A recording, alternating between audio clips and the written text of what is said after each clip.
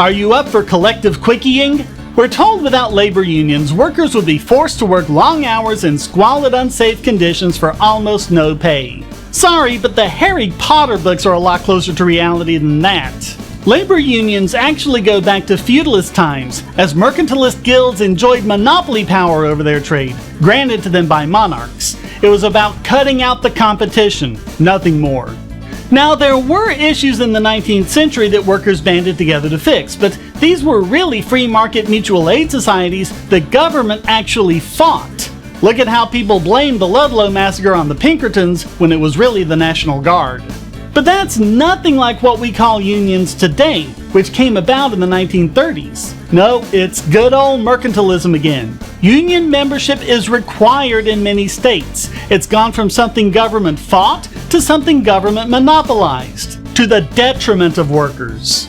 There were hardly any labor unions in the US in the 19th century, and yet that was the place and the time where workers made the most progress. Yet, people say it's because of labor unions that we have, for example, the 5-day work week. Wait, are you really saying that we can go into third world countries and give them all weekends off just by forming labor unions? Come on! Imagine screaming for a 5-day work week in the year 1700. They'd think you were crazy. Why, everyone would starve. You need capital goods and automation to make people's labor efficient enough to be able to take the weekend off. Once again, statists are claiming credit for things the free market made possible. Here's a question. Why did so many innovations about worker safety, working hours, overtime, all sorts of things take place in America, where there was never any more than 1 in 4 workers unionized, and then only briefly, instead of European countries which had much stronger unions and had for several centuries? The fact is, Americans had the 8-hour workday long before their more heavily unionized counterparts in Europe, with higher wages. Another question.